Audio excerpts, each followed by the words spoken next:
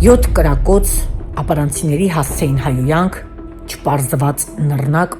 ու անձիկ։ Պաշտպանության նախարար Սուրեն Պապիկյանի նախկին խորհրդականի որդին ու աղմկարուց սպանությունը որոշում է կայացվել։ 2025 թվականի օգոստոսի 14-ի առավոտյան կրակոցներ էին հնչել Կոտայքի մարզում գտնվող կամրջի տակ։ Կրակոցի կիզակետում էր հայտնվել պաշտպանության նախարար Սուրեն Պապիկյանի արդեն նախկին խորհրդական Արտակ Տոնոյանի որդին Արտաշես Տոնոյանը։ Արդյունքում տեղի ունեցած միջադեպի հետևանքով սպանվեց 1 անձ եւ այժմ քրեական վարույթով նախաքննության ավարտ է հայտարարվել ու գործն ուղարկվել է դատարան։ Այս դեպքից հետո պաշտպանության նախարարությունը հայտարարեց, որ գեներալ-մայոր Արտակ Տոնոյանը ազատվել է պաշտպանության նախարար Սուրեն Պապիկյանի խորհրդականի պաշտոնից, իսկ ինչ մեղադրանք է առաջադրվել գեներալ Արտակ Տոնոյանի որդուն Արտաշես Տոնոյանին։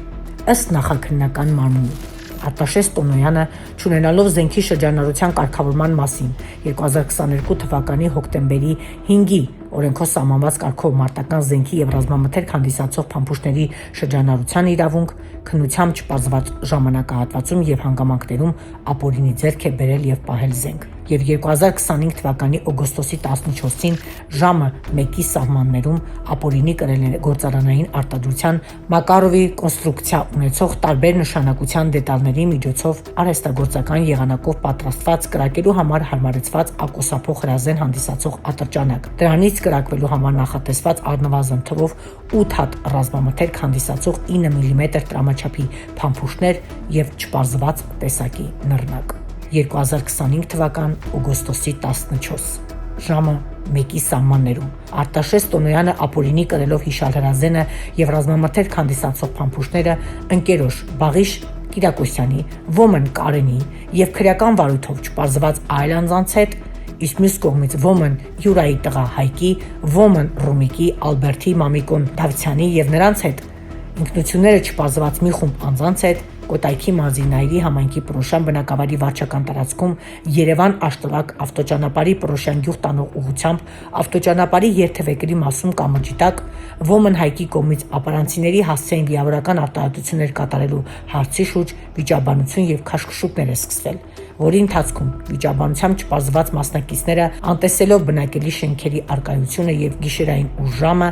բարձրաձայն հնչեցրել են սեռական բնույթի հայհոյանքներ եւ աղմկել։ Այդ կերպ հասարակության նկատմամբ անհարգալից վերաբերմունք ցուցաբերելով համակեցության կանոնների ցուցադրաբար անտեսմամբ հարևանությամբ բնակվող անձանց մոտ տագնապի զգացում առաջացնելով մարդկանց անդորրը խախտելով նշված ավտոճանապարհի երթևեկությանը խոչընդոտելով կատարել են խուլիգանություն, որի ընթացքում Արտաշես Տոնոյանն իր կողմից ապօրինի կերպով կրած նշված հրազենի գործադրմամբ վիճաբանության մասնակից Մամիկոն Դավթյանին ապօրինաբար կյանքի զրկելու դիտավորությամբ գիտակցելով այլ անձանց արկայությունը եւ նրանց կյանքին սպառնացող վտանգը իր մոտ արկա հիշալ հրազենից թվով 7 կրակոց է արձակել Մամիկոն Դավթյանի ուղղությամբ եւ պայթեցրել է չպարզված տեսակի նռնակը, այդ կերպ սպառելով ռազմամթերք հանդիսացած փամփուշտները, որի արդյունքում արձակված թվով 7 գնդակներից թվով 4-ը դիպել է Մամիկոն Դավթյանին, ով Արմենիա բժշկական կենտրոն տեղափոխվելուց հետո 2025 թվականի օգոստոսի 15-ին ժամը 8:45-ի սահմաններում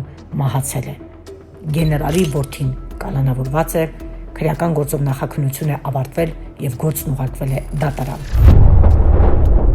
Ուշագրավն այն է, որ նախաքննական մարմինը ըստ էության դերևս քննությամբ մյուս անձանց ինքնությունը վերջնականապես չի պարզել եւ փաստացի դատարան է գնացել միայն Արտաշես Տոնոյանի մասով քրեական գործը, իսկ ուր են եւ ինչ է սպասվում մյուս մասնակիցներին կհետևենք քննության ընթացքին։